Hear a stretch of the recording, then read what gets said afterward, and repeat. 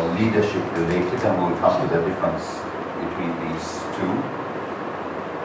And they're very much tied to the fact that the moment you're going to work with other people, you have to start listening to them.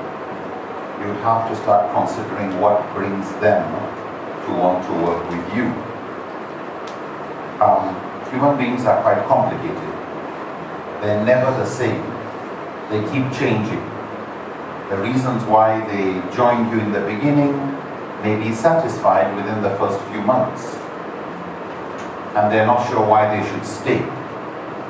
They came maybe to learn, not everything, but they probably learned what they needed within the first few months, and they probably now start to change the reason why they work with you. So initially it was they want to grow. After a while, they want to contribute. And the structure of the organization might have been prepared for helping people grow, not getting people to join you to contribute. And people come with different needs and different motivations. Some people are motivated by just the fact that they have an opportunity to contribute, and that's all. Others feel it's a ladder. It's going to get them somewhere. Either it will get them some qualifications, they're looking for some certificates, they want to see whether there's any financial prospects in this area. So you've got various reasons why people will join. So what we'll be handling, inshallah, today is trying to understand the various needs that people have, some of the dynamics that take place in an organization, and sometimes what's important, it's not just how do you lead other people, how do you manage resources from the position of a leader, but from the position of somebody who views himself as a follower, to understand why this type of leadership is taking place. For you to also be aware of how people change, how the relationship within an organization changes as it grows.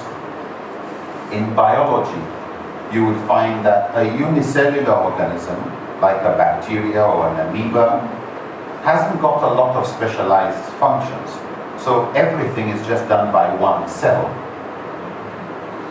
If it is to grow, it will grow to a size that is no more efficient, and it will split into two.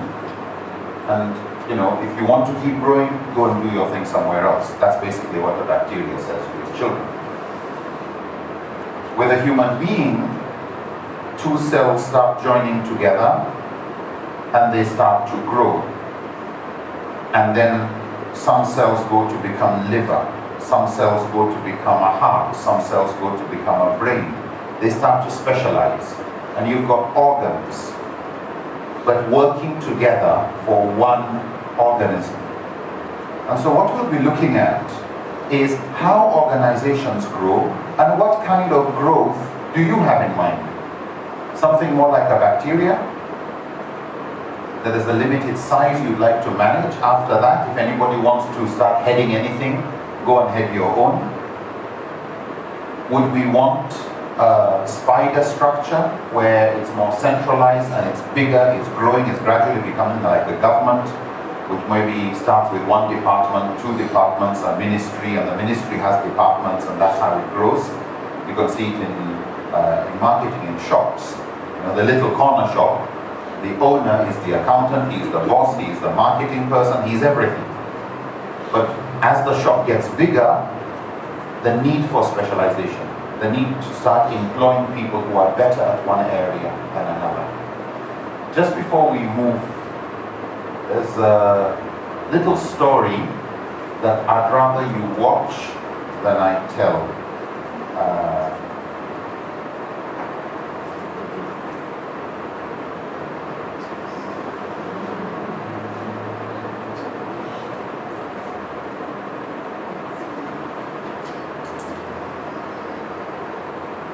Once upon a time, a turtle and a rabbit had an argument about who was faster. They decided to settle the argument with a race. The turtle and the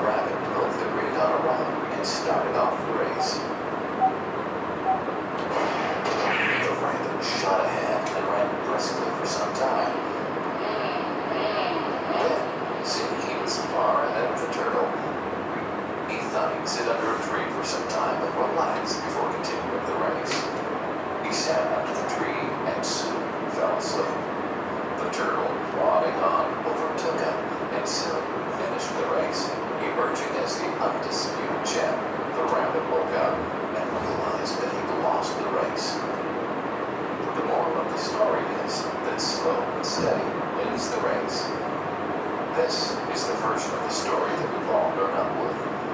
Our version of the story continues. The rabbit was disappointed at losing the race, and he did some thinking. He realized that he'd lost the race only because he had been overconfident, careless, and lax. If he had not taken things for granted, there's no way the turtle could have beaten him. So, he challenged the turtle to another race. The turtle agreed.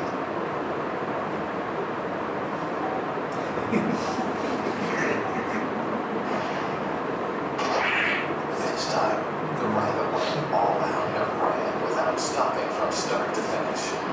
He won by several miles. The moral of the story: fast and consistent will always beat the slow and steady. It's good to be slow and steady, but it's better to be fast and reliable. The story doesn't end here. The turtle did some thinking this time and realized that there's no way he could beat the rabbit in a race the way it was currently formatted. He thought for a while and then challenged the rabbit to another race, but on a slightly different route. The rabbit agreed. The turtle and rabbit started off. In keeping with his self-made commitment to be consistently fast, the rabbit took off and ran at top speed until it came to a broad river. The finishing line was a couple of kilometers on the other side of the river. The rabbit sat there, wondering what to do. In the meantime, the turtle trundled along, got into the river, swam to the opposite bank, continued walking, and finished the race. The moral of the story: first, identify your core competency, and then change the playing field to suit your core competency. The story still hasn't ended. The turtle and rabbit by this time had become pretty good friends, and they did some thinking together. Both realized that the last race could have been run much better. So, the turtle and rabbit decided to do the last race again, but to run as a team this time. They started off, and this time the rabbit carried the turtle to the riverbank. There, the turtle took over and swam across with the rabbit on his back. On the opposite bank, the rabbit again carried the turtle, and they reached the finishing line together. Both the turtle and rabbit felt a greater sense of satisfaction than they felt earlier. The moral of the story: it's good to be individually brilliant and to have strong core competencies, but unless you're able to work in a team and harness each other's core competencies, you'll always perform below par, because there will always be situations at which you'll do poorly and someone else does well. Teamwork is mainly about situational leadership. Letting the person with the relevant core competency for a situation take leadership. And that is the end of the story.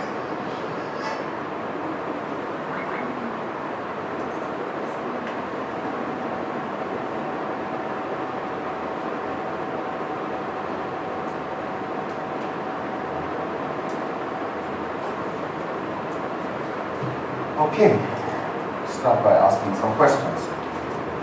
What would you think was useful to you reflecting on organized Dakwah work? What do you think you picked from this story? Sorry? Working in Jama'ah? Okay. So the importance of teamwork. Anything else?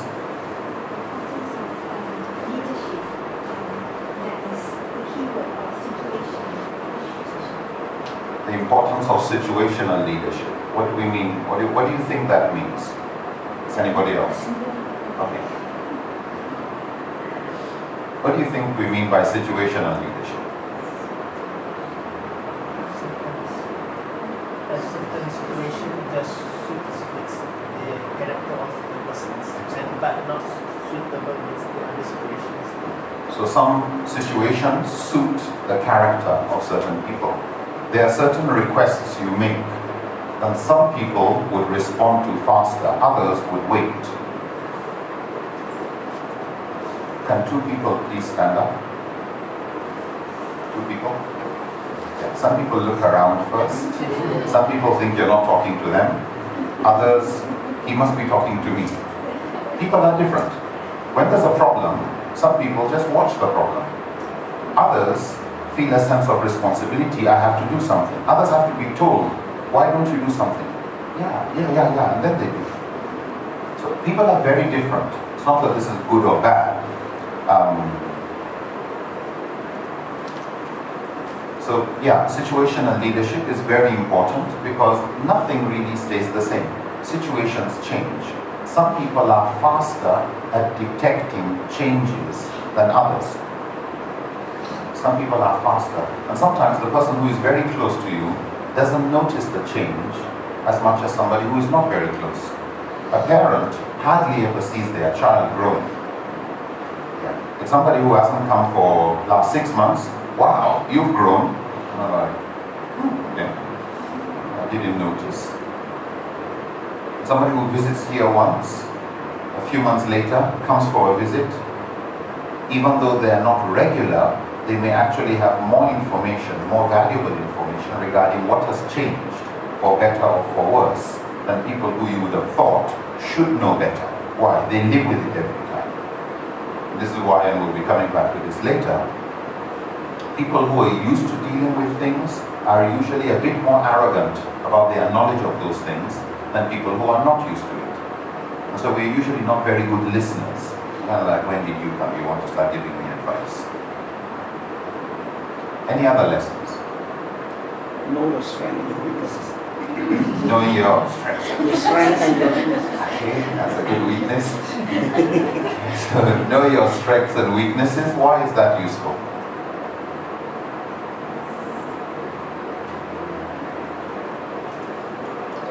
Why is it useful to know your strengths and know your weaknesses? Right. So that you can match the task to your ability. You know what you can do, you know what is better, let somebody else do. You know what is a weakness, and you know what, let me stop wasting my time on trying to be better. There's already somebody who is far better. Good. Any other lessons? You need to be humble to cooperate with each other. Because you have strengths and the other person has strengths, you usually feel my strengths will get me there. You need humility to see your weaknesses and to realize that synergy and cooperation, teamwork is necessary. Very good. This story reminds me of one of my favorite proverbs, and I'll keep bringing it up again and again. You know the way parents keep telling you a story you've heard since you were a child, and they always tell it to you as if it's the first time they're telling you? Yeah. And you get tired of listening to it, but you keep a nice face. But one thing that it does, what is effective is you finally do remember. Yeah. They are effective in making sure you remember the lesson. You've heard it again and again and again. You're tired of it, sorry, but they've downloaded it. So something I would like to download into you, you'll hear it probably again and again, is a proverb we have, which says, to travel far, go with others. To travel fast, go alone. To travel far, go with others. To travel fast, go alone. And you could see with the rabbit and the hare, the rabbit could go fast, alone. But it couldn't go far. If it meets a river, doesn't know what to do. Going with others always allows you to borrow influence and experience. There's a problem, I don't know what to do, I don't know who can help me. But because you're with somebody else, I don't know what to do, but I know who can help. So it's always useful to find ways of working with others. But then you'd also have to determine what are those things that you should not leave in the hands of others. Your growth, your development. You don't wait for others to have a cause for you to grow. What are your plans? You don't wait for others contributing before you say, I have a plan. And you would find very often, if you want a plan to move fast, it's good when you're coming to a decision to actually bring some ideas. Then it's zero, and then let's start afresh. People don't like too much thinking. But if you can give some hints, then it's easier to build upon that. So we want to travel far, but we also want to go fast. So we're going to have to look at what is it that is better done alone, what is better done with others, and how do you work with others. There are certain things we will be focusing on, and we will come back to these again and again. And these are 3 key resources for development of both leadership and management. And when we talk about leadership and management, always view yourself as a leader without a title. Sometimes you have a title.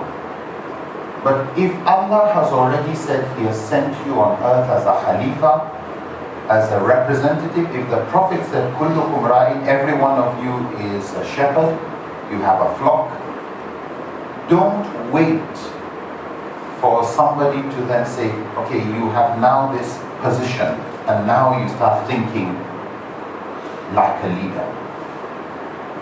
And we'll come to the question of leadership and management and the differences. But whatever definitions you take, don't view the responsibilities of leaders as responsibilities of somebody else.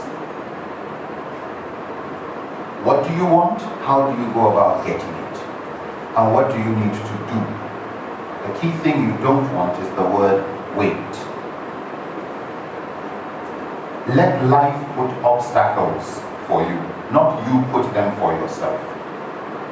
You reach an obstacle you can't do, then you have to wait. That's why you wait. But not there's something that needs to be done. It could be done, I could do it, but I won't. Why? Well, maybe if I do it, they would say no. Maybe you're the one putting the blocks. 3 things that are critical: competence, character, and passion. I wish I had drawn these as intersecting circles. Yeah, just overlapping sets. Competence, character, and passion. This is the formula for many things. It's the formula in one area for trust. Trust is competence plus character plus passion. If you remove any one of them, it affects the amount of trust I can have towards you. So I may trust your competence, you know how to repair the computer. I trust your character, you will not put fake parts and charge me the wrong price. But passion, you really don't care about it. You can do it, you won't cheat, but when will you do it? How fast will you do it? Or, you've got competence, you can do it. You can do it fast, with smiles and everything, but you will cheat me. Or, you got good fisabilillah, you'll even do it for free, with all the love, but you don't know what to do. Spoil my computer, put the wrong part.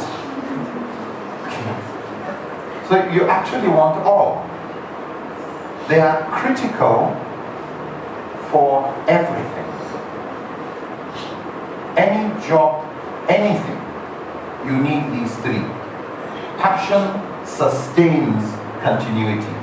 Passion ensures that I'm not waiting for your thank you before I do it. I'm not waiting for you to say please before I do it. I'm not waiting for you to say sorry before I forgive you. You're intrinsically motivated. And again, we'll come back to each of these. But what's interesting is, if you can get something you're good at, ethically, it's fine. You're passionate about it. And particularly if it's worthwhile. this becomes a recipe for happiness. It becomes a recipe for happiness. The happiest people love what they do what they love, they're good at it, and it meets their needs, which we will come to.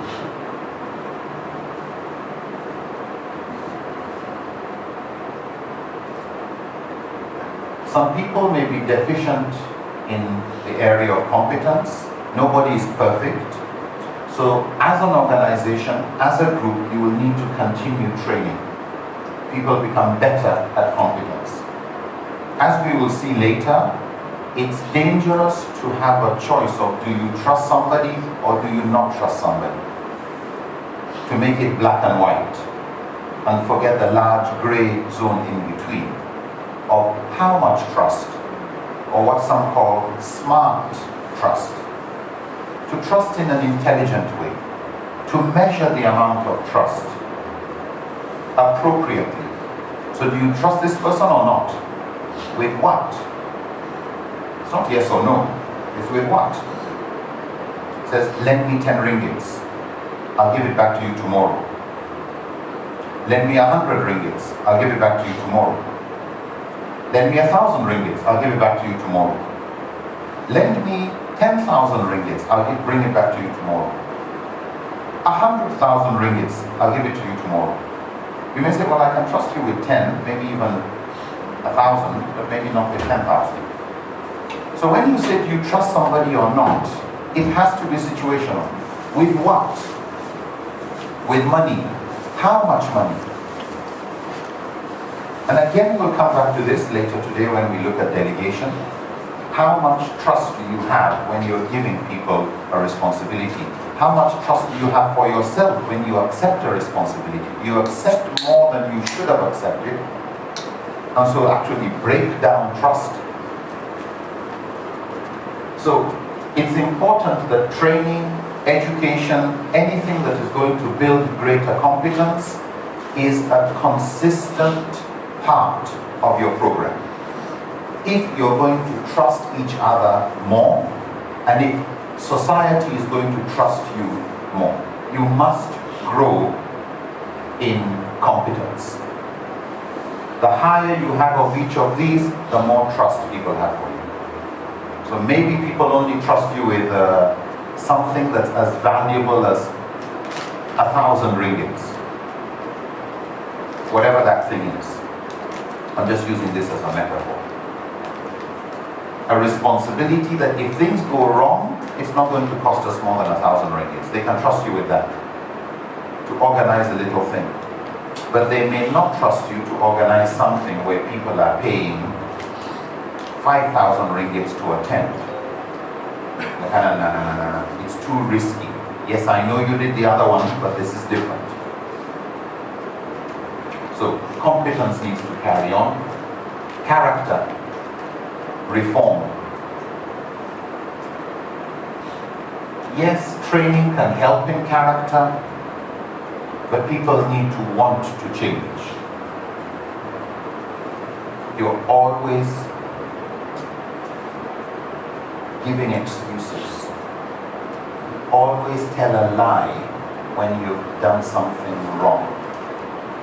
You always blame others.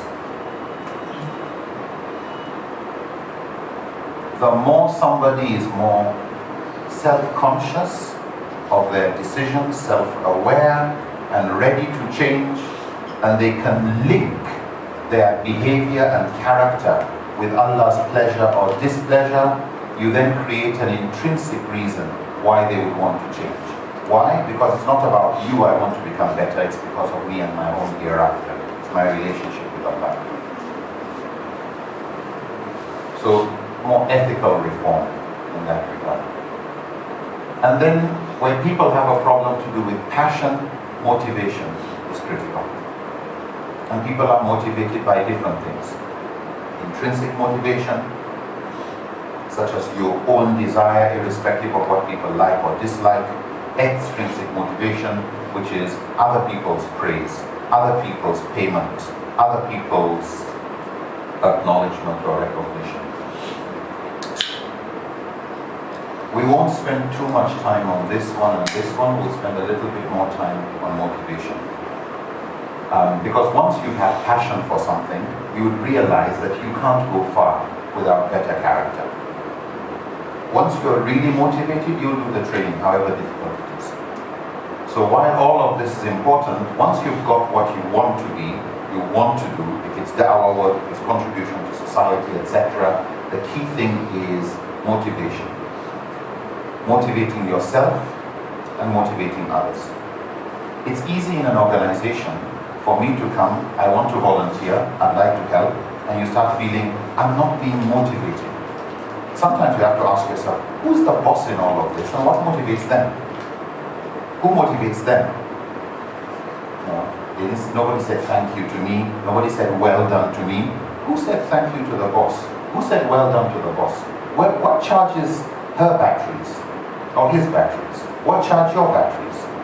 If they are intrinsically motivated, they don't need you to charge your batteries. If you are intrinsically motivated, you don't need anybody to charge your batteries. You know how to get your own batteries charged. But if you need them to charge your batteries, you're in trouble. You got a problem with your compass if north depends on other people. It's like bringing a compass close to a magnet. It starts changing directions. You then become a product of your environment. You care about Islam and the Ummah and humanity. In this group, you move somewhere else, you've changed. Why? Your motivation has changed.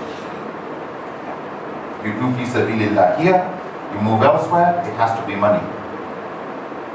Why? Because even here when you are doing fi sabilillah, it's because everybody appreciated fi sabilillah that you did fi sabilillah. And you move somewhere else and everybody says you're a fool if you don't make money, so you actually says, yes, it's true, I will be a fool if I don't make money. So, passion, motivation, very, very important. Very problematic. But whether you like it or not, as important as intrinsic motivation is, ultimately, we all thrive also on extrinsic. We all appreciate appreciation. But while all that is important, we need to ensure that the way we motivate people doesn't make them dependent on our extrinsic, external motivation.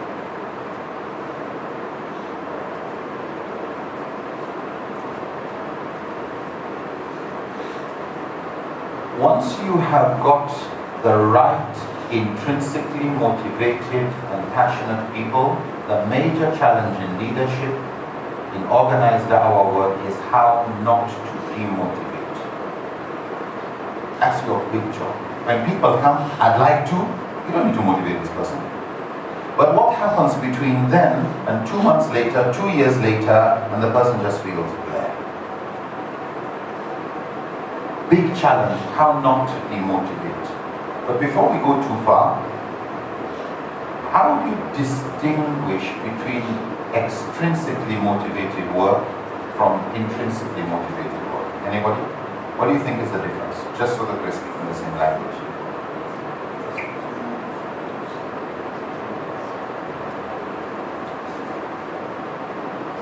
What do you think we mean by extrinsically motivated? Sorry? If you're talking about a car, your fuel is something external as opposed to something internal that moves you. So, extrinsic, that the motivation is coming from outside. Okay? You need something else to motivate you. The car needs fuel. Good. Intrinsic motivation would be what?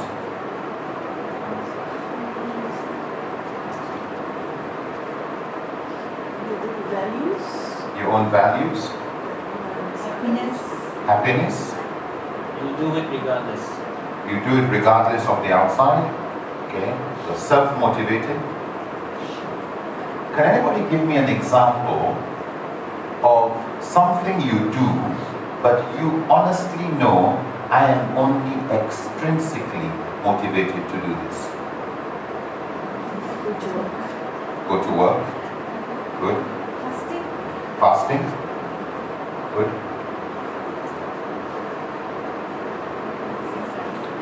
Exercising. Good. Anybody loves laundry? Love the house to be clean? Enjoy tidying? Fishing. Sorry? Fishing. Fishing? Alright. For some people, fishing, extrinsically motivated. But do you think there are people who are intrinsically motivated by the thing that you are only extrinsically motivated? Do you think there are some people who really they feel they are forced to work? They are born to fish. Yeah, they're like, I think I'm one of them. There are things you really don't enjoy. And some people, the moment they see anything that is untidy, they can't live with it. It's not what do other people think. No, they are tidiness freaks nearly. Some people, I know someone who, if that picture is not exactly straight, can't carry on with this presentation. That's kind of phobia. Sorry? That's kind of phobia. You may say so, like a phobia, but whether it's rational or irrational is not my concern for now. Whether it's right or wrong is not my concern, but where the motivation is coming from. That there are things that you would have to pay some people to do, and those things are things people would actually pay to do. Are we together on this? Yes. There are some people who, if you told them there's a course on this, you need to pay their transport, pay their this, pay their that before they attend, even though they could afford it. There are some people who, whatever you say is the price, they will do their best to pay for it. And so when we look at the various things we do, it's important for you to ask yourself, this thing that I really hate doing, is there somebody who is so passionate about it that he'll do it for free?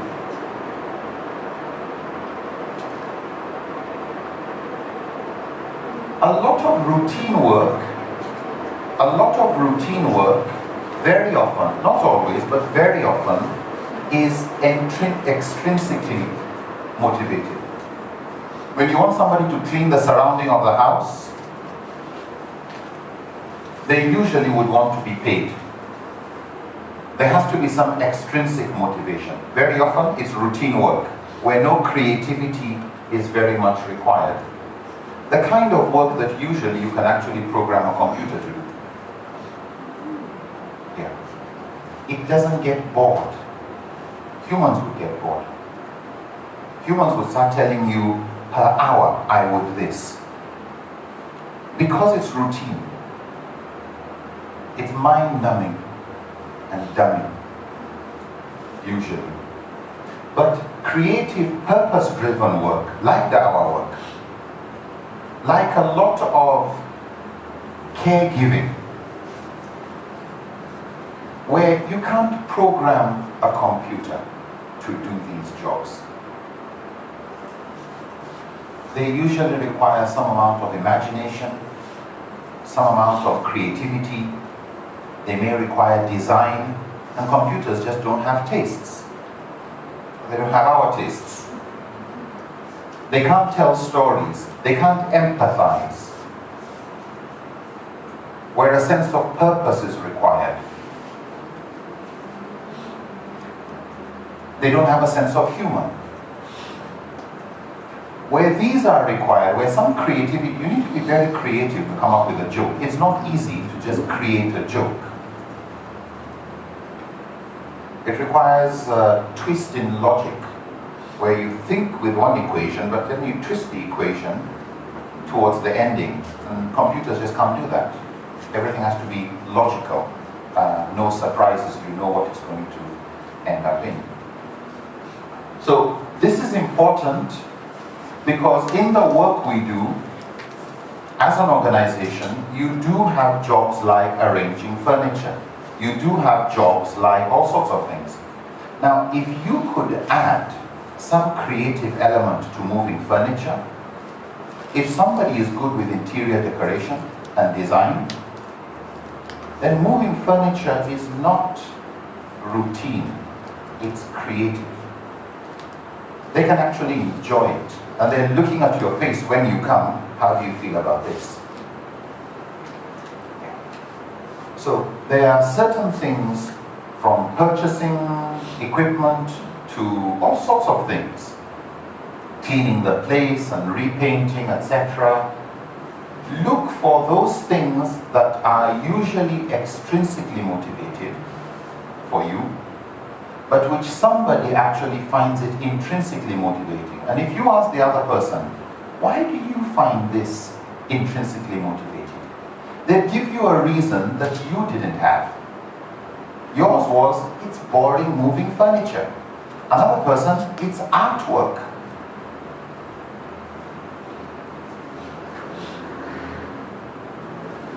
And it's an expression of myself.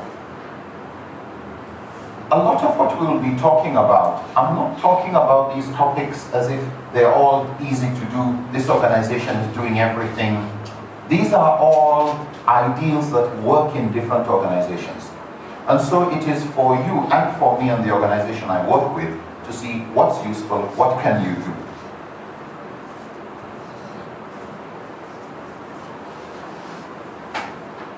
Eight points, and we'll put them under 5 major stages of an organization's growth, and certain things that organizations need to focus on.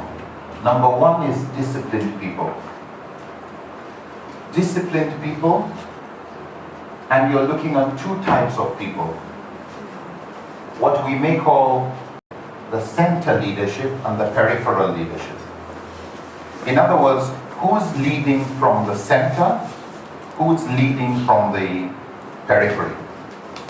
So you could look at a leadership structure as hierarchical, like a pyramid, the boss on top and others below. You could look at it as a concentric circle, somebody in the middle like the spokes of a wheel, and somebody on the end, and each one is doing a valuable job. Each one has a leadership role. If by leadership you mean deciding the direction, visioning, where to move, in a business, who is the most up-to-date regarding trends? The boss or the customer service people? Customer service. It's the customer service people that will tell you what competition is doing. Why? Because a customer complained, I didn't get this, in this company my friend got that. Can you? You never knew another company does that. For the other company, that's their little secret. They won't even publish it, nobody will know about it. But the customer will let your own customer service people know about it. So when it comes to responding towards trends, things are changing. The people most qualified to set the new agenda are the customer service people. But they are not considered leaders. But if there's better communication between the center, decision making, and good ideas, then you can lead the organization in the direction that customer service people actually feel our ideas are leading the organization. We stay relevant, we're not embarrassed by decisions being made at the center because they are out of sync with reality. And so it's sometimes not really very useful to have at the back of your mind a top-down type of leadership. Yeah. Look at yourselves as equally valuable. It's just that these people decide finally, but these people bring their ideas and are going to implement. And they actually decide and determine to a very great extent the credibility of the organization. Customer service people and marketing people don't work, you're finished. So who depends on who? You depend on each other. So it's important to recognize the value of the periphery and the value of the center. Now, there's a kind of leadership that's called level 5 leadership. From autocratic and different types of leadership. But level 5 leadership, and we're not spending too much time on this, we can ask questions. Please, as we're going, if you have any questions, just stop me as we go. Usually what they call level 5 leadership style is what they call a servant leader. It's a servant leader. It's a humble leader. But there's something very critical about this kind of leader. The leader is more interested in the success and prestige of the organization than himself or herself. This is a leader who, if he dies, you will not know. People will miss the leader, the organization will not miss the leader. People will know this one has gone, that things are just working well. Why? Because the leader ensured they manage things in such a way that if they left, the objectives continue being achieved. There are some organizations, if somebody says, who's the leader of Sony or Toyota? You say, well, I know the present leader, but I didn't know the former leader. Who's heading Google? Who's heading? There are a number of organizations where the organization is far more popular than the leader. There are other organizations that the other way around. You know the leader, what's the name of his business? You have to think about it. There's this Islamic organization, who's heading it? This person. There's this other organization, who's heading it? I don't know. I know the following people are there, but who's really heading, I'm not sure.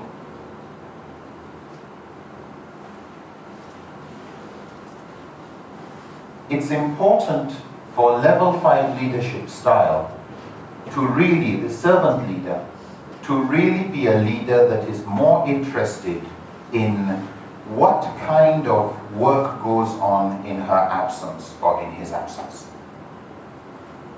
That is what ensures that you are not irreplaceable.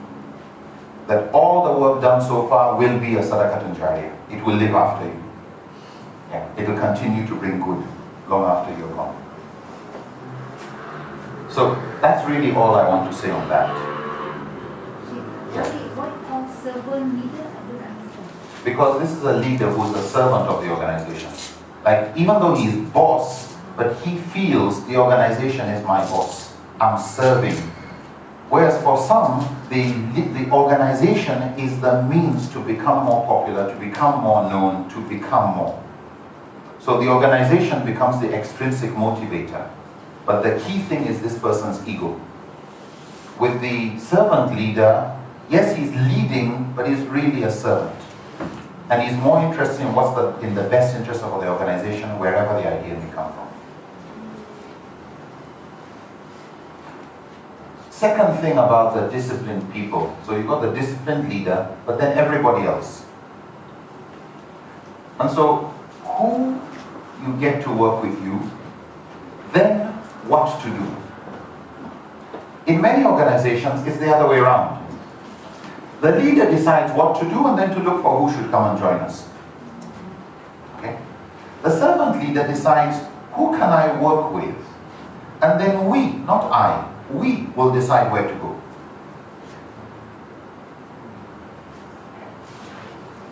So one type of logic is, I want to do this and I want to do this. Who do I need? And I get the people who can work with me. It's very top down. The servant leader would look at, I think we'd like to move in this direction. But who can I work with? Who really cares? Who's passionate about these areas? Yeah, let's get them together. Now, where should we go? And so you would say, get the right people on the bus. So if you are suddenly made the head of this organization, ask yourself, who are the kind of people who've got the character we need, the passion we need? You're not even too sure about the competencies, but here you're talking of leadership, not necessarily management. We'll come back to this soon. Who are the kind of people that we can work with, we can think with, we can discuss with, we can disagree with? And we agree, we disagree, agreeably. And we're all passionate about these major areas of contribution to society. Okay, what exact strategy should we use?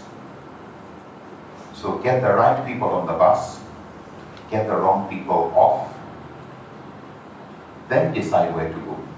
Not, I decide where to go, then I bring people. That easily creates a pyramid. Top down. And everybody is like, okay, I know why I came, so I don't need to think too much. In Dakwah work, where problems of society continue to change, and you're going to keep responding, so this year this was your main focus, you really don't know what your focus will be in the next 2 years. What will grow, what will shrink. You're focusing on converts or reverts, and you're focusing on this particular type, and you're doing the following types of programs. Would the demographics change over the next 2 to 3 years? Would another organization come and do this far more effectively than you? Actually, people who learned from you went miles ahead of you. Okay, like what? You can stop it? Would you want to stop it? Or is that good progress? Would you have to change and say, you know what, yeah, if these people we were doing this, others are doing it as well, even better, maybe we should actually start focusing on this other area that we've not focused on. Now, if you have the right people, it's easy to make that decision and transition. So, get the right people on, wrong people off, then decide where to go. And as things change, decide where to go next. Because you can then easily move with them. So, I have a question. Why would you say you would pick people who you can disagree with as part of the right people? We'll come to that, inshallah, when it comes to appreciating diversity.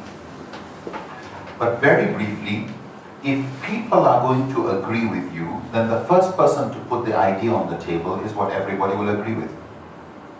The idea doesn't get polished. And then actually people gradually become so confident, they can come with silly ideas and everybody's going to say yes. Because nobody feels comfortable disagreeing. I'm saying, I don't think that will work. No, I don't want to rock the boat. But where disagreement is something we're all used to, come on, Lim, that won't work. Whatever. No, brother Rizan, this I don't think is the best way to go about it. Really.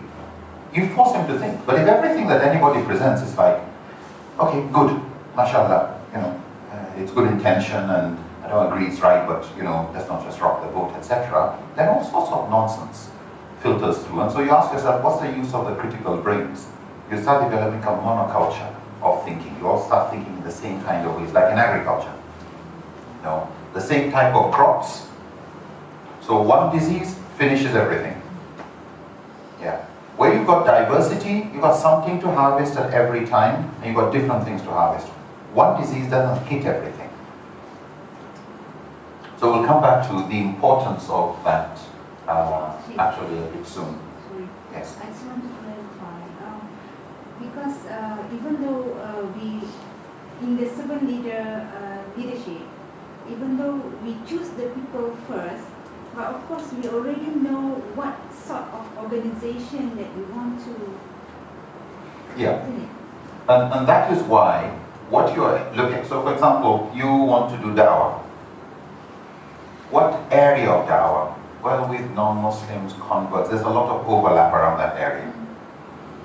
You feel, you know what, yeah, we can work together. But to start going and producing, we're going to have this type of program and this type of classes, and you start going into that detail alone, you've gone too far.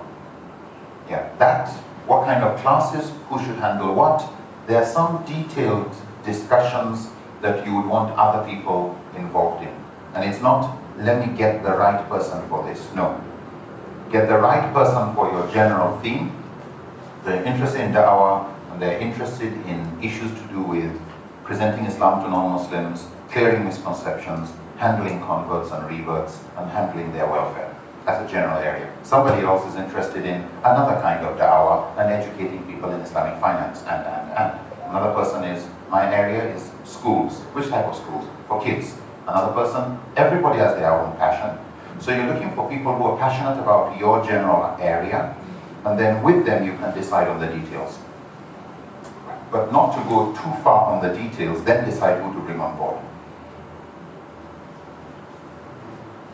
Then disciplined thought. It's important that you are able to confront what we will call brutal facts. If you see something wrong, correct it with your hand, or with your tongue, or with your heart. You all know the hadith.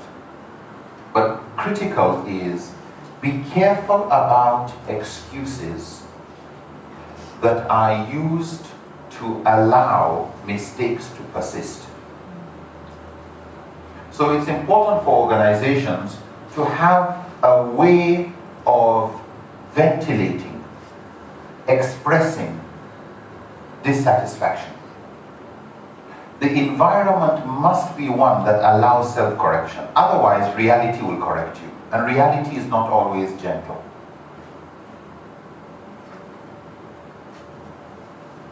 You don't want till everybody has stopped attending your programs. Nobody's attending. Then you want to ask, why are people not attending? You don't want to wait until then. You've already built a reputation, or what they today call brand. People know you for this. And if you're going to stay relevant, you must do something that keeps you relevant. The organization I work with, and I'm just using this as an example, the organization I work with has a Dawah Institute, and the institute has a research unit. What should the research unit research into? What should be the next topic of research?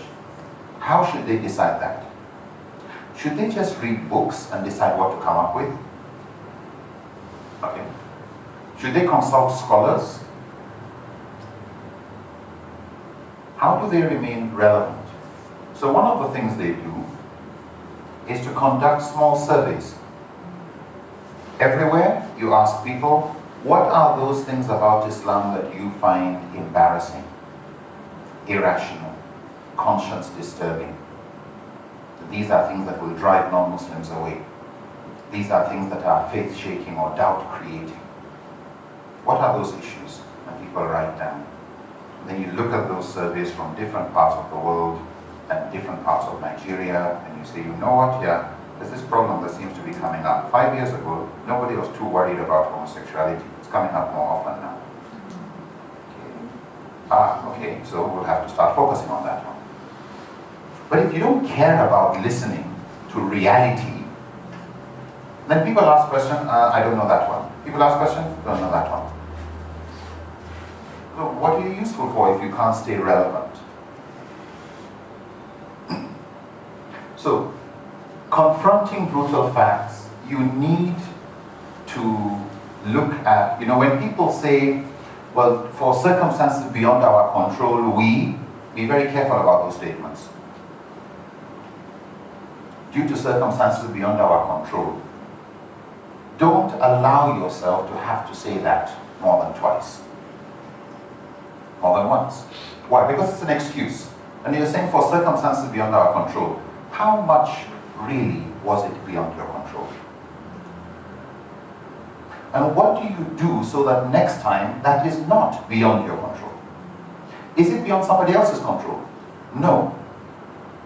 When people say da'wah is difficult, business is difficult, and you're giving an excuse, you need to ask yourself, do other organizations use the same excuse, or it's only you? People don't like supporting da'wah work.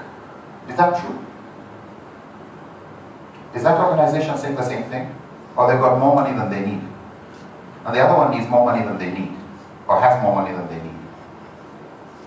So is it really true? Or is that just your nice excuse to carry on doing what you're doing?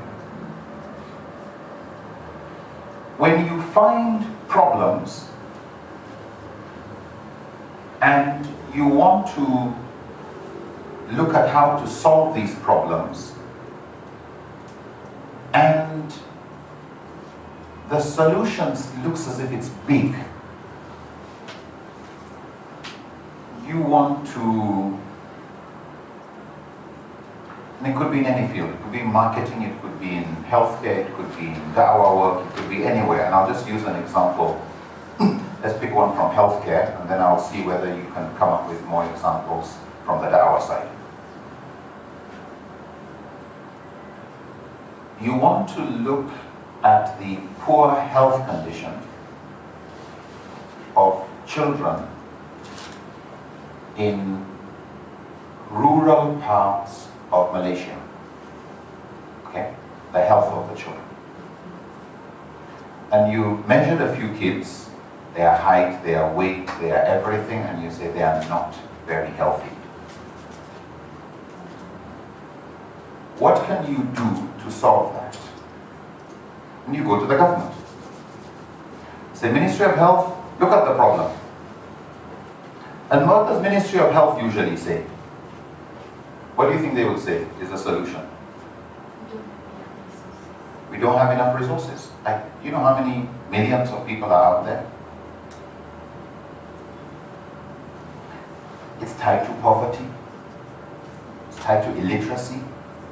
It's tied to insufficient clinics, and probably insufficient doctors, and then insufficient resources to pay for all. Like, how are you going to solve the nutritional problem of children in rural Malaysia? It's too big. You'd have to lift the whole of Malaysia from where it is to becoming a developed nation where you don't have all of those problems. Then you can solve the problem. So that's one way of looking at it. Another person decides, you know what, let's actually weigh more children. And you go and do all the measurements and weighing and everything, and you've done it for 1,000 children. And when the results come, you want to ask a question. Out of all these thousands of children who are all in rural poor backgrounds, all in illiterate, real kampung life and all that, or the kampung in the or of the kampung, are there any healthy ones? And you say, yeah, there are some healthy ones. How many? Maybe just about 3% or 5%. What does that mean? It means with the present level of poverty, with all the illiteracy, with all the health problems, with all the lack of resources, there are some families that did something to have healthy children. Those families are proof that you don't need these big solutions. You just need to find out what did they do. Because they are proof that you're just creating an excuse. They didn't bring those excuses. And so what some NGOs do is to look for these things that are called bright spots. You know, just to go and find out, where are these families? What do you eat? They want to study everything. What do you eat? How do you eat? Everything. And they find, unlike other families, these families feed their children 4 times a day. The others, it's usually about 2 times a day because of poverty. But the same amount of food is being eaten, but these ones just more frequently.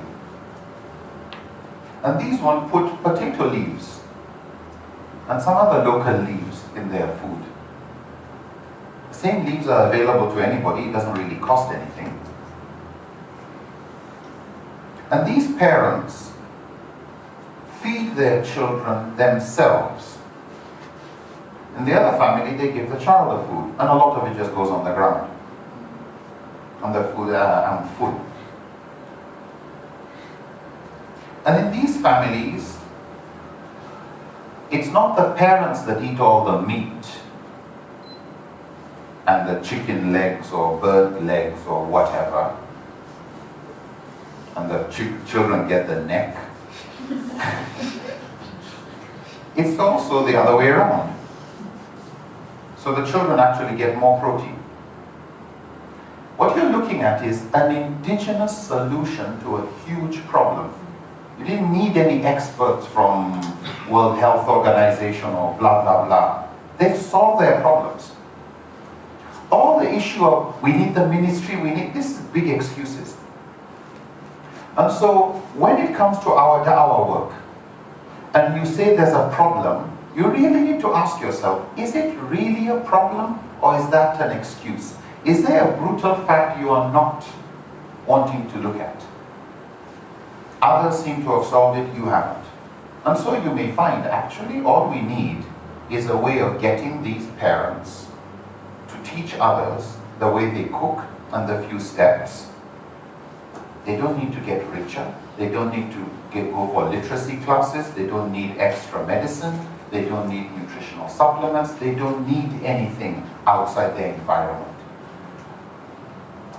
You may find that in da'wah work, certain problems that you face don't really need more money, more anything. You just need to change the way you do things. And the excuses you were using that you thought were obstacles, you find they're not obstacles. They're just obstacles in your head. So let me put it on the floor. Are there any obstacles to da'wah work, to your involvement, that on second thoughts you feel, I could never do this, we can't do that, but if you think carefully, is nobody doing it, is somebody's doing it? So we're just having an excuse. Any examples? I need to think of it, so I'll give you some time. Yeah, think. What would you call obstacles? At which, if you think carefully, not really an obstacle.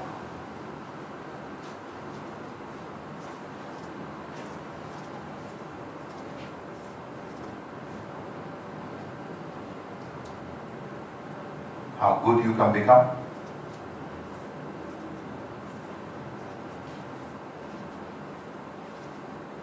How financially viable it is? If you've got the right competence, or the right character, and the right motivation or passion. Maybe one of the things is we always feel that we don't have enough time to read, to learn, because we are busy with our work. After work, we are tired. That's a very important one. And do you find people that are as busy as you are, probably busier, they seem to have time for learning? Somehow they keep, like every time they're saying something new and you're kind of like, where do you get the time to read? That's a very important one. What do you think such people do? Anybody? Time management. Well, yeah, time management. But more specifically, priority, very good. What do busy people do that allows them to still read and learn? Passion. In 1 year, this person who, when you live with them, you kind of like, this person has no time to read, can't have time to read. Okay?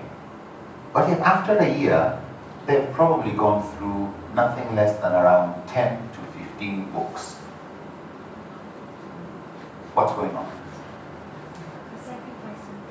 They sacrifice something. Okay? So you have to actually meet with some of these people. How do you do it? And I found with one guy, all sorts of things that you wouldn't think of. When he calculates how many hours to work in his car, he spends about 2 hours every day driving. He's turned his car into his classroom. Yeah. It's his little audio classroom. Yeah, so he's got an audio library, downloads all these podcasts and all these things, and that's it. Somebody else, anytime they're going on their walk, exercise is important, but that's when they will do their little listening. Somebody does their own on the toilet. sits on the toilet seat for about 5 minutes, 10 minutes, but has his little book. And when he adds every day 10 minutes in 1 week, that's an hour. In a year, that's about 50 hours.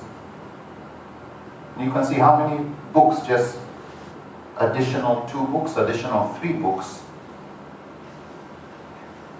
So some it's discipline, some it's just how to use existing things you're doing. The existing walk, how could you add value to the walk? The existing drive. So it's not like they actually put time aside to learn. They themselves just don't have that discipline. But that's a good one. You know, I'm very busy, I don't have time to learn, to read. I can't graduate in this, I can't be a master in this, and we'll come back to that soon. But to really ask yourself, if other people don't have that excuse and they are as busy as you are, then probably it's worth looking for what are they doing differently. But don't keep using "I'm busy" as an excuse, because you're not confronting a fact. So same thing for an organization. We're not growing, we're not this, we're not that. How many of you know what a hedgehog is? The one with a lot of He lives underground. Yeah, little rat with Spikes. spiky thorns on its back. Very good. And what you had was a hedgehog, and the fox got to learn that the meat of hedgehog is more delicious than anything else. And he decides, I'm going to eat one. So he comes and tries to eat it, and the hedgehog has one technique. What is it? Rolls into a ball. Fox tries to touch it, and it gets pricked.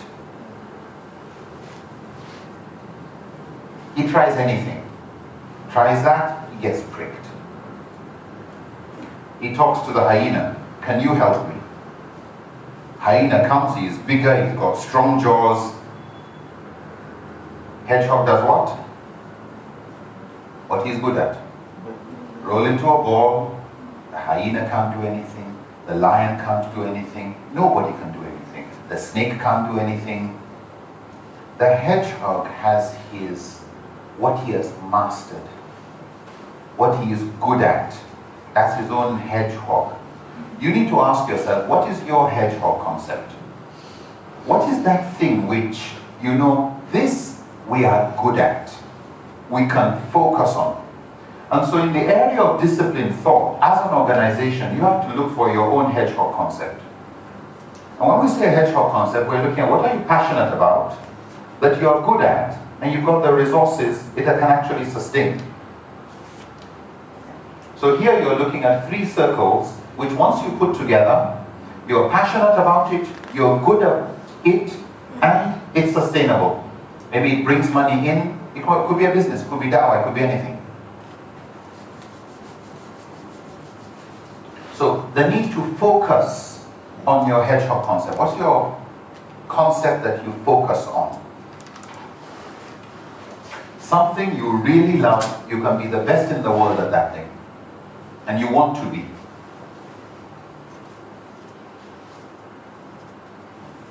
Once you've disciplined thought and you've got what to focus on, another thing that becomes important is disciplined action. Because on the earlier one, you've got your hedgehog concept, you tackle brutal facts, so you know what to focus on, you don't bring excuses.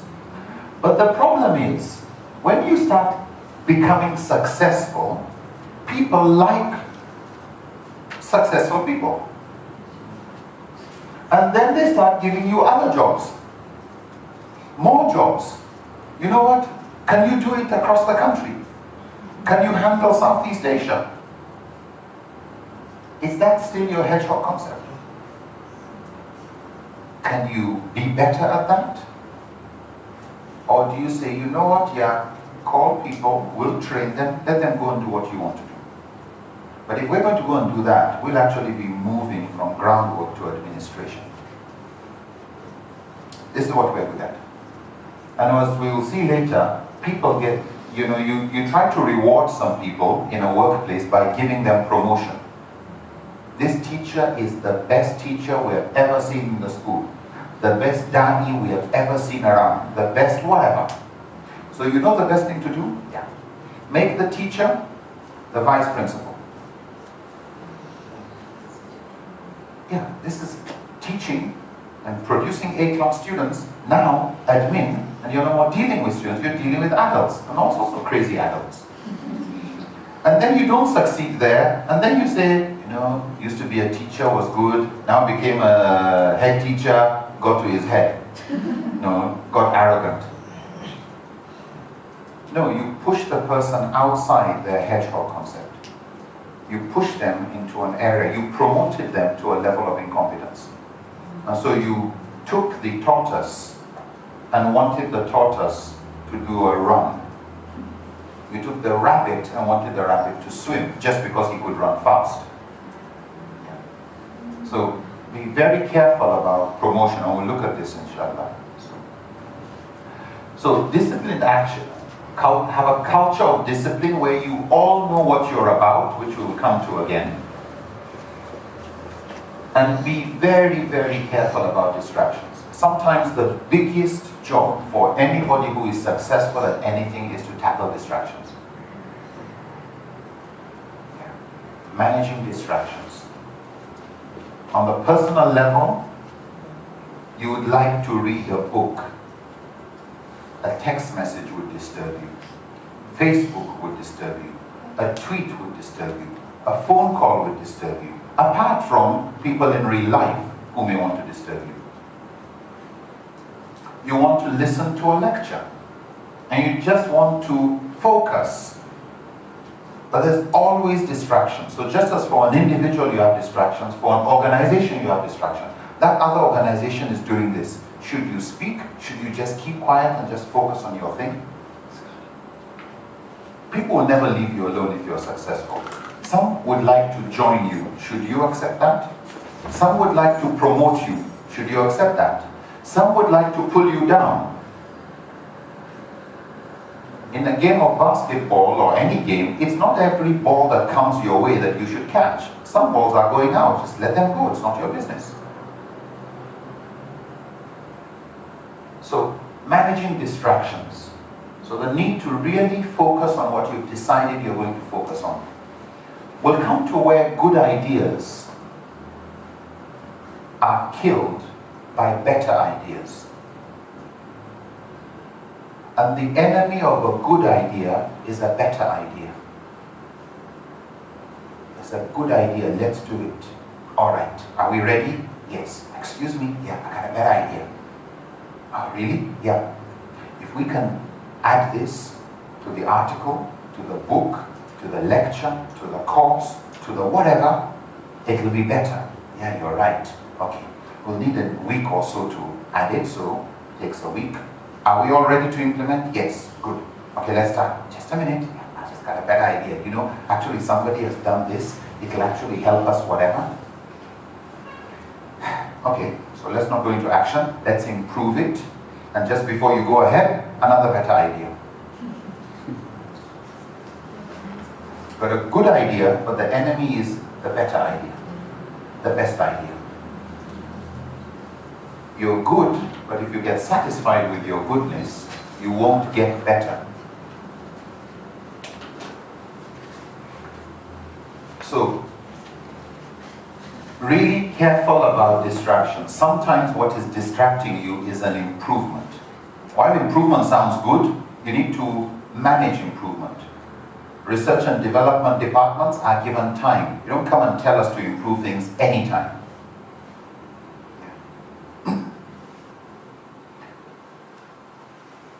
The other thing is to realize that things take time, particularly in an environment where reputation matters, what today we call brand or integrity, the credibility you have.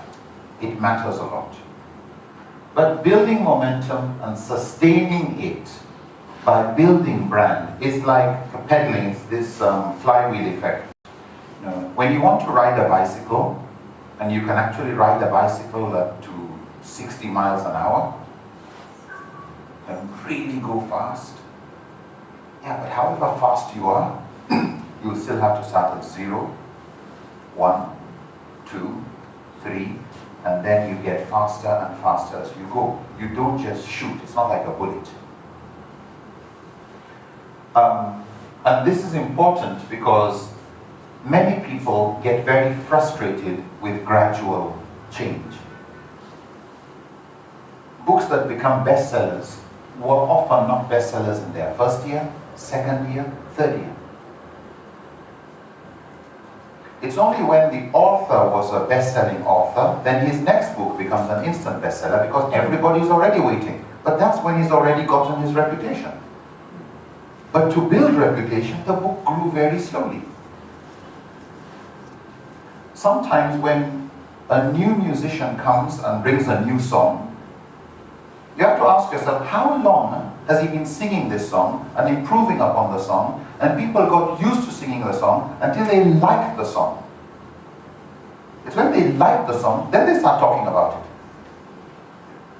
Very few songs become instantaneous hits. So with anything, this question of compounding effect, and this applies to talent of an individual. When you say somebody is a great public speaker, a great this, a great that, it took time. When you say this organization is a great organization, this group is a great group, it takes time. So be very careful about looking sideways at other organizations that, look at where they've reached, look where we still are. Yeah, but when did they start?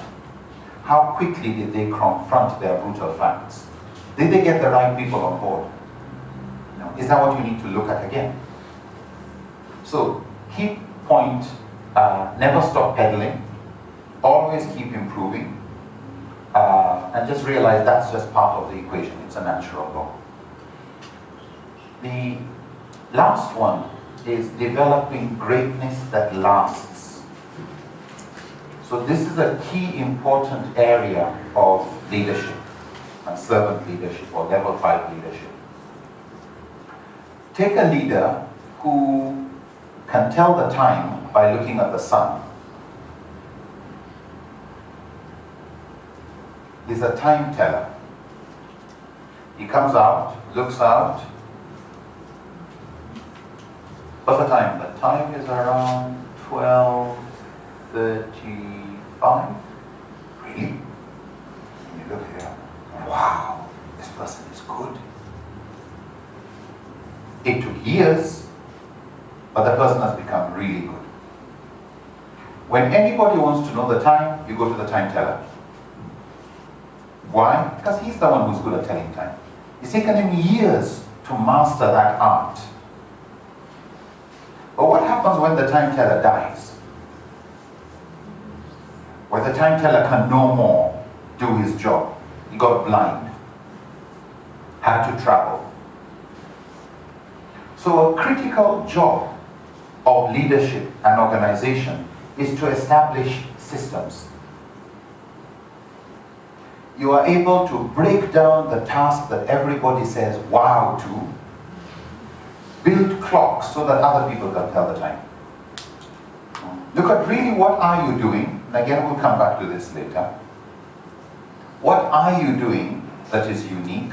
What is it only you that can do? Why is it only you? What are you doing to prepare for your replacement? What are those things that you are doing, but not only you can do them, and it's actually better for you to let others handle some of these roles and leave them to handle them. I'll come back to this on delegation.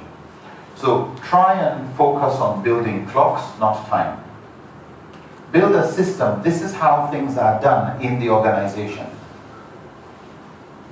Not just this is how you do things, this is how the organization does things. So in many organizations, they actually have policies. This is how when somebody calls on the phone to this company, and some of you have worked in these kind of companies, you are not allowed to let the phone ring up to 3 times. If it rings once, you should pick. If it rings a second time, it means the person to pick it is not there. The third one would be handled by you. If it rings up to 3 times, then manager, you would pick that phone.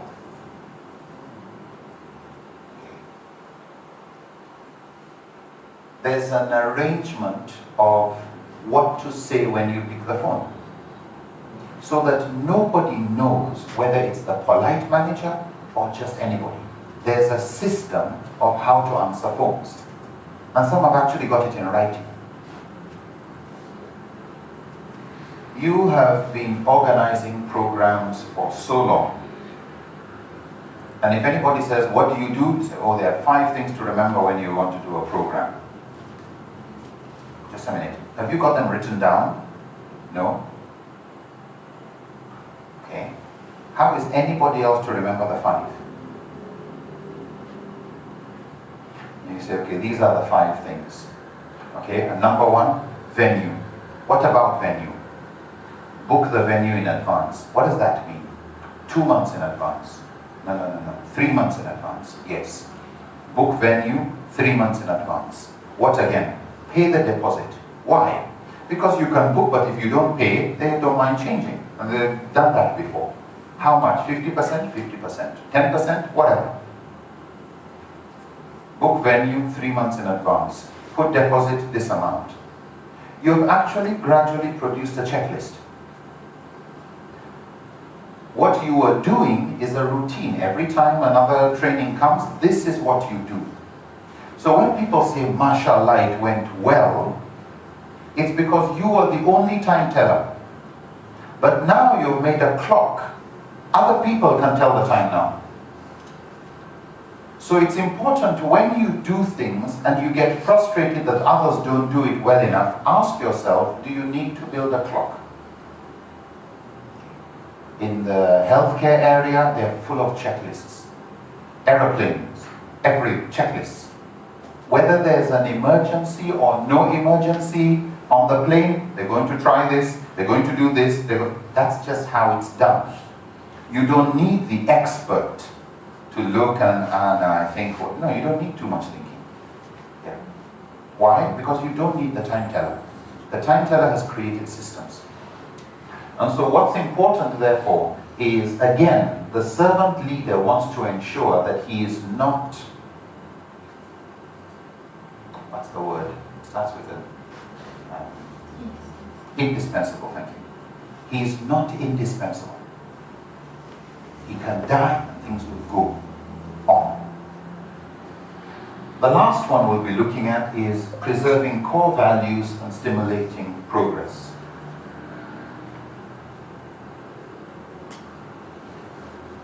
Preserving core values and stimulating progress.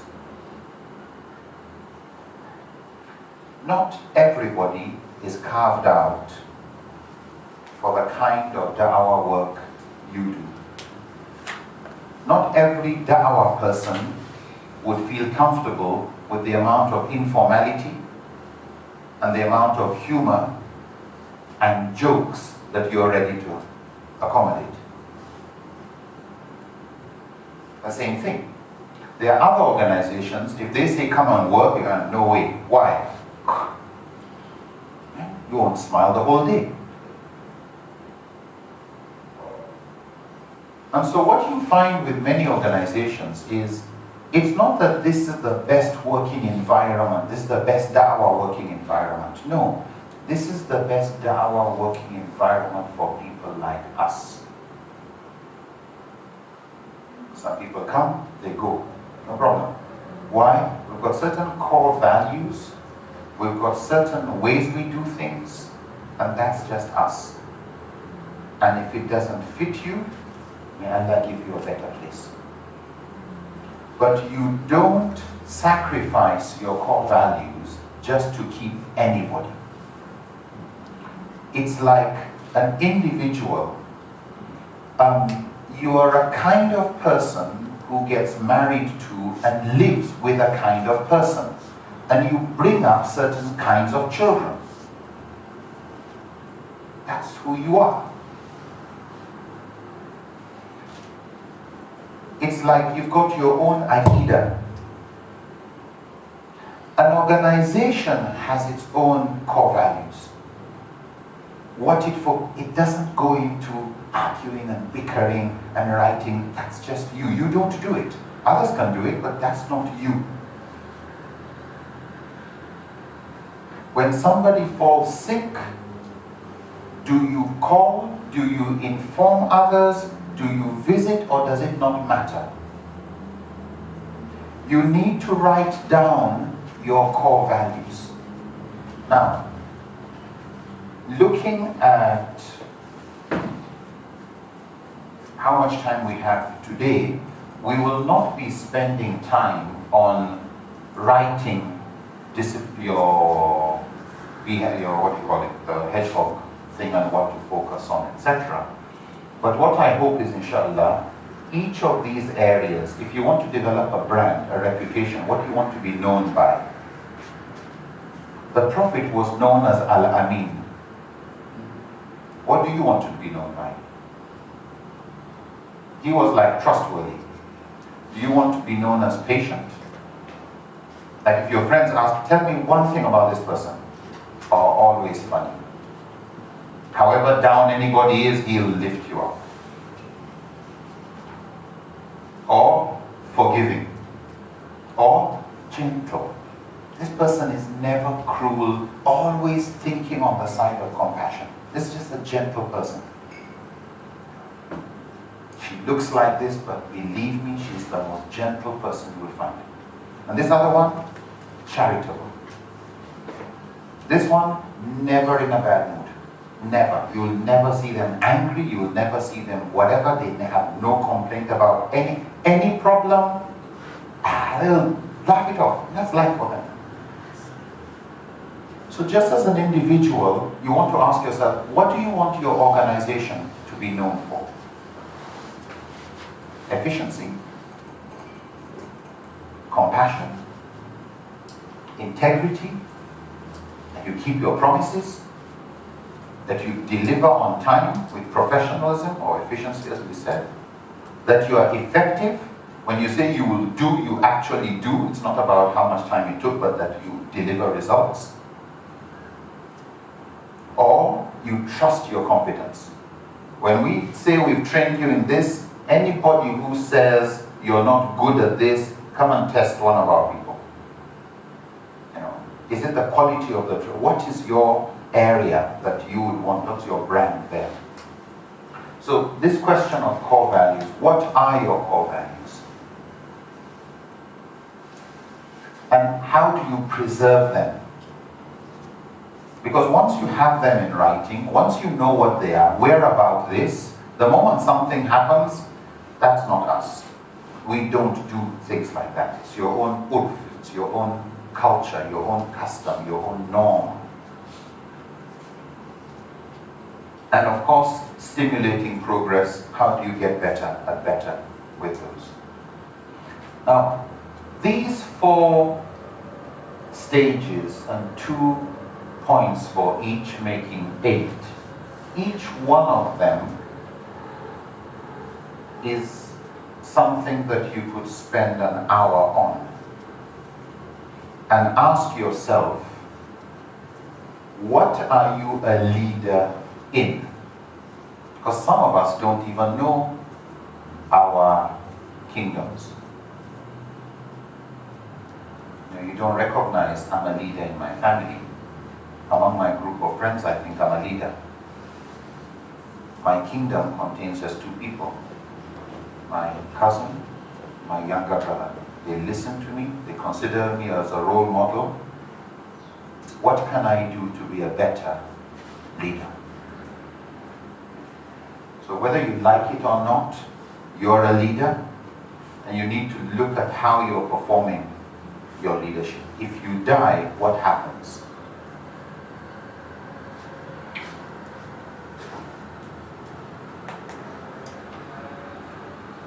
Many people, as we said earlier on, in Dakwah are intrinsically motivated. And we want to look at what else we can do to increase the quality of intrinsic motivation. It's more sustainable. It's cheaper sometimes. 3 things we would focus on. Purpose, because sometimes you are intrinsically motivated. I am intrinsically motivated because I feel what I spend time doing is purposeful, it's meaningful, it's worthwhile. If you change what I am doing and you said, Nuru, I'd like you to watch over a shop, I'll pay you this amount. I won't. And if you're going to pay me millions, I would probably just say yes till I have enough million to go back and do what I really want to do. Yeah, but that was just extrinsic. Intrinsic, it's really because this is worth it. And one way of asking yourself a question is, if you had $1 billion, if you had $1 billion in your account, which means you don't have to work. Okay? You don't have to work. And your children are okay. They don't have to work. You'd want them to. But you don't have to work. You don't have to go to work in the morning. You don't have to. With $1 billion in your account. If you had that, what would you spend your time doing? Would you watch more television? Would you sleep more? Or would you get busier? For some people, I can now relax. For some people, we got work to do. What? We're going to start doing this type of hour. We'll make this literature available for free. We'll do whatever. And so the question is, would you be in a hurry to wake up in the morning? And what would you want to do? Why? Because there's no money. No, it's actually where you don't mind spending money. So, purpose, very important. And sometimes you would notice with some people, once you sit and you discuss the value of Dakwah work and why, they say, you know what, I want to do it. Why? Because they see greater meaning in their lives. Autonomy. What do you think autonomy means? Greater autonomy.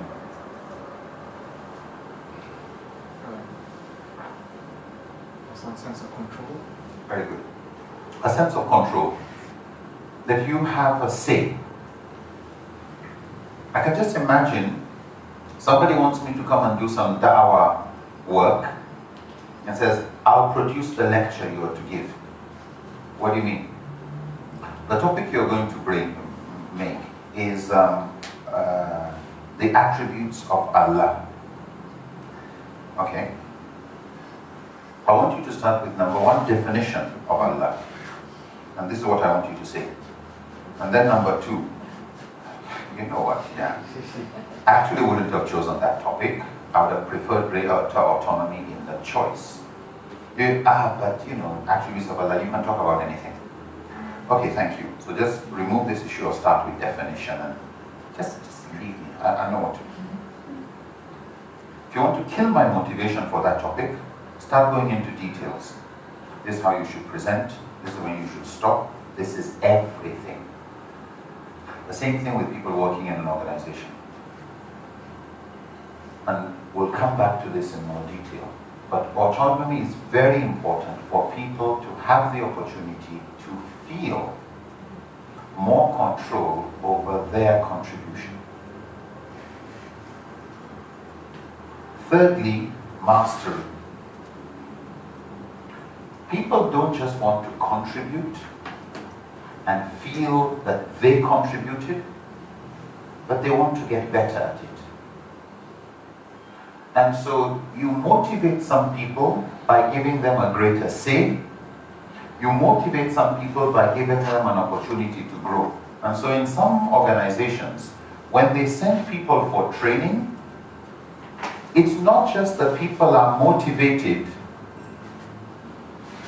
by I've learned something that is useful for the purpose of the company, but just the fact that you have learned is itself a motivation. I have grown. There's the kind of satisfaction that comes when you've just finished reading the last page of a book. You know, you're like, yeah, what next? So, for many people, opportunities for training, for mastery, to present, to get to find, I wasn't presenting last year, I've started presenting now. I used to present once every month, now I'm presenting twice. I used to this, now, and the feedback is getting more and more positive. Of course, it's always negative, but the positive is increasing.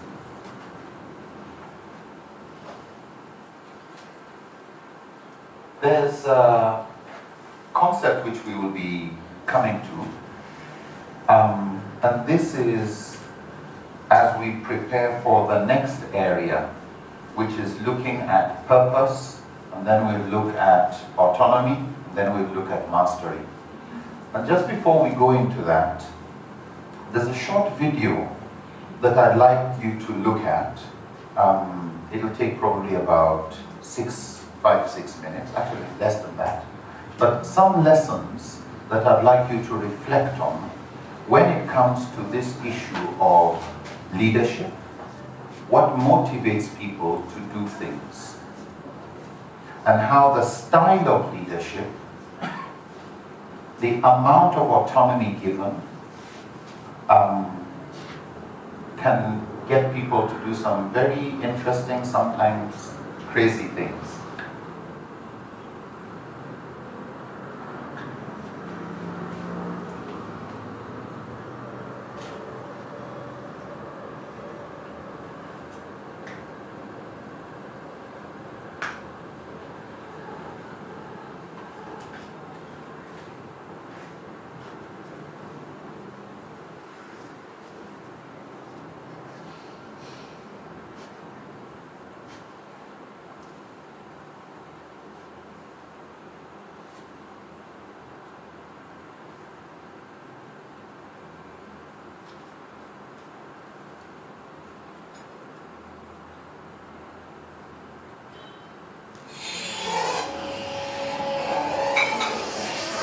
Is it too loud?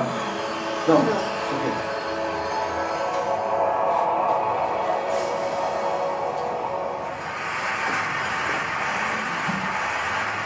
So ladies and gentlemen, at TED we talk a lot about leadership and how to make a movement.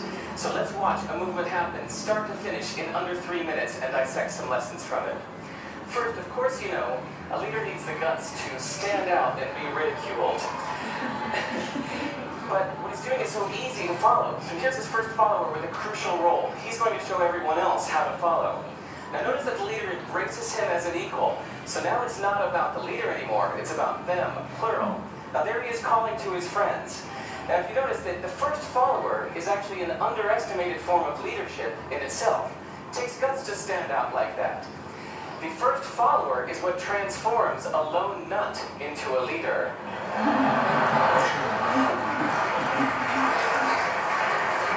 And here comes a second follower. Now it's not a lone nut, it's not two nuts, 3 is a crowd, and the crowd is news. So a movement must be public. It's important to show not just the leader, but the followers, because you find that new followers emulate the followers, not the leader. Now here come 2 more people, and immediately after, 3 more people. Now we've got momentum. This is the tipping point. Now we've got a movement. So, notice that as more people join in, it's less risky. So those that were sitting on the fence before now have no reason not to. They won't stand out, they won't be ridiculed, but they will be part of the in crowd if they hurry. So, over the next minute, you'll see all of the those that prefer to stick with the crowd, because eventually they would be ridiculed for not joining in. And that's how you make a movement. But let's recap some lessons from this. So, first, if you are the type, like the shirtless dancing guy, that is standing alone, remember the importance of nurturing your first few followers as equals. So it's clearly about the movement, not you. Okay, but we might have missed the real lesson here. The biggest lesson, if you noticed, did you catch it? Is that leadership is over-glorified. That yes, it was the shirtless guy who was first, and he'll get all the credit, but it was really the first follower that transformed the lone nut into a leader. So as we're told that we should all be leaders, that would be really ineffective. If you really care about starting a movement, have the courage to follow and show others how to follow. And when you find a lone nut doing something great, have the guts to be the first one to stand up and join in. And what a perfect place to do that, TED. Thanks.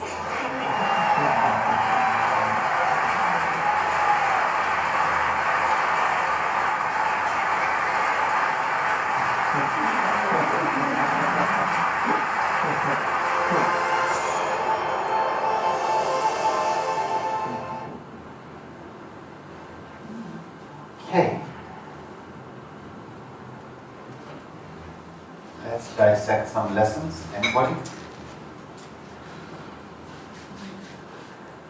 Particularly in this area of motivation, what would you say you felt was useful from that video?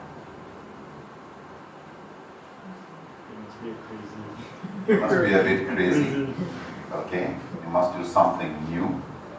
Otherwise, you're just like anybody else.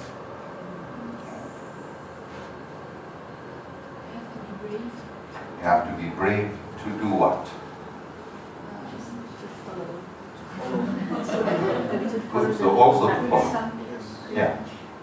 You'd always find people, oh, that's a crazy guy. Okay. You have to ask yourself, is that the kind of crazy person I'd like to follow? Because anybody who is going to start something new is odd. Anything. The first piece of fashion, the first anything. So it's always odd. Are you going to support something that most likely people would say, this is odd? When a new invention comes into the market, they actually have what the different types or segments or customers of the early adopters. The very small percent of the community who would be the first to try it out. A new phone called Tigress. Who will buy it?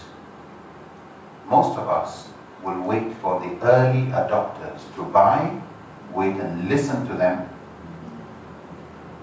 And then you've got a late group of later adopters. They're the big majority. Then you've got another group, they never adopt. They'll always go with their Samsung or whichever one they're used to. Yeah, their default mode. So, to follow a leader who is doing something different takes courage. He will criticize you. It's when you gradually become a big organization, everybody knows about you, then some people actually want, oh yeah, I go there every day, you know, you want to show they are associated with you in one way or the other. Good, courage, anything else? I'm interested in the motivation side. What is important in motivating that? I mean, eventually you have all those people. What did the original person have to do? Not make it about him and make it's approachable. Very good. Suppose the person who started, when somebody wants to come and join, said, I'll tell you how to do the dancing. Would it work? No. In other words, there's something in common, but I'll allow you to also get a bit creative, because then you own it too. And something he said, most people aren't following the leader. Who are they following? The second one. Yeah, they're following the early followers. Most people will just watch the leader and just like lone nut. Yeah. But once there's a group, they're ready to join the group, not the lone nut. And so for the leader, critical is the nurturing of the first group of followers. your core group, their training, their competencies. Why? People will join not because of you, singular, but because of you, plural. The other thing, you remember, the style of dancing was very simple. It doesn't even have a name, probably. It's not like, oh, this is called break dancing, or this is called foxtrot, or this is called something like, there are rules around that type of dancing. This is just rhythmic. It's simple, it's not complicated to qualify to be a follower. It's not difficult, it's not complicated to be a follower. You have to ask yourself, sometimes you don't get volunteers. Why? You've gradually gotten good and better at what you're doing. You assume too much of people coming in. Have you made it easy for people to join? Do people join and feel nobody looks at me as down there and they are up here? Are there people in between just like me? How do you feel? There's an Arabic class starting. You join, but everybody is approximately 6 months ahead of you. You want to stay in the class? No. Teacher asks a question, everybody puts their hands up. You kind of like, every time that's how you feel. You think you're going to stay for long. No. And the same thing with when anything is to be done, you can't say anything, you can't do anything, you don't feel a part of it. Why? It's too difficult.